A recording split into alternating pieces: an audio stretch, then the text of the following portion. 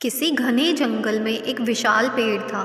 उस पेड़ पर दो सुंदर पक्षी चिड़ा और चिड़िया अपना घोंसला बनाकर रहते थे। वो दोनों बड़े ही हंसी खुशी से रहते थे।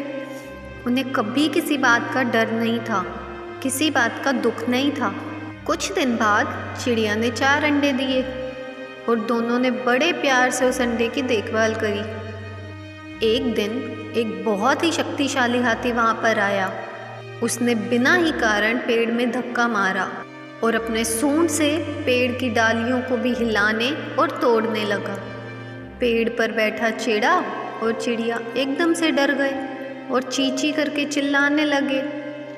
लेकिन हाथी ने उस चिड़िया की आवाज़ बिल्कुल नहीं सुनी और जिस पेड़ की डाली पर घोंसला बना हुआ था उस डाली को भी उसने तोड़ दिया और सारे अंडे नीचे टूट गए।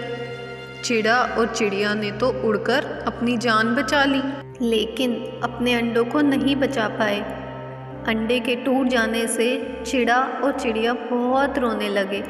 फिर चिड़े ने कहा, हमारे रोने से क्या होगा, अब तो सारे अंडे टूट गए। अब हम कितना भी रोएंगे तो हमारे बच्चे जीवित तो नहीं होंगे ना। चिड़िया बोली, यह तो मैं भी जानती हूँ कि वो जिंदा नहीं हो सकते, लेकिन मैं अपने दिल को शांत कैसे करूं? उस दुष्ट हाथी ने बिना किसी कारण ही हमारे बच्चे को मार दिया। हम लोगों ने उसका क्या बिगाड़ा था जो इतनी बेरहमी से मेरे बच्चों को मार दिया? जब तक उस दुष्ट हाथी से मैं इसका बदला नहीं ले लेती तब तक मेरे दिल को शांति नहीं मिल सकती। चिड़िया की बात सुनकर चिड़ा और भी दुखी हो गया और बोला, उस शक्तिशाली हाथी का बिगाड़ भी क्या सकते हैं। और दोनों फिर से रोने लगे। उसी पेड़ पर बैठा एक कौवा इन दोनों की सारी बातें सुन रहा था।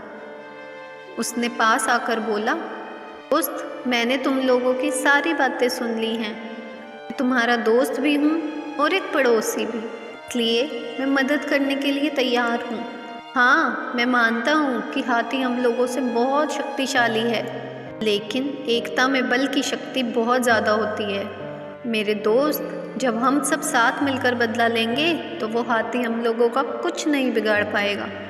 और एक मक्खी भी मेरी दोस्त है, वह भी इस पेड़ पर ही रहती है। हम तीनों मिलकर इस दुष्ट हाथी का विनाश का रास्ता खोज सकते हैं। चिड़े ने कहा, मेरी दोस्ती एक मेंढक से है, मैं उसे भी बुला लेता हूँ। कुछ ही देर में सब इकट्ठा हो गए और ये सारी बातें मेंढक को बता दी गई।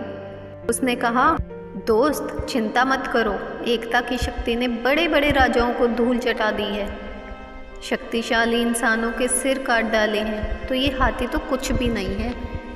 सब मिलकर हाथी को मारने के लिए एक अच्छा सा उपाय निकालने लगे। दूसरे दिन हाथी भोजन करके जंगल में आराम कर रहा था।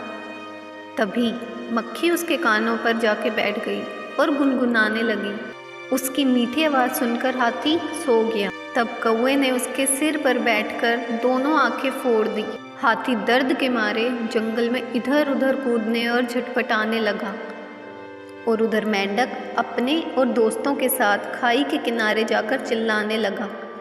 हाथी झटपटाते हुए उस खाई के पास पहुंचा। मेंढक की आवाज़ सुनकर उसने सोचा, इधर कोई तालाब है और मेंढक भी चिल्ला रहे हैं, इसी में कूद जाता हूँ, मेरी आंखों को आराम मिलेगा। और वह खाई में कूद गया और मर गया। चिड़ा और चिड़िया को हाथी से बदला लेकर शांति मिल गई और अपने सभी दोस्तों को धन्यवाद दिया और फिर से अपने सुखी जीवन जीने लगे। दोस्तों, इस कहानी से हमें ये शिक्षा मिलती है कि कार्य कितना भी बड़ा या कठिन क्यों ना हो, अगर हम सब साथ मिलकर उस कार्य को करेंगे तो वह कार्य जरूर पूरा होगा। एकता में बल की कहानी आपको कैसी लगी कमेंट में ज़रूर बताना। वीडियो अच्छी लगी हो तो वीडियो को लाइक करना, चैनल को सब्सक्राइब करना, वीडियो को ज़्यादा से ज़्यादा शेयर करना। Thank you.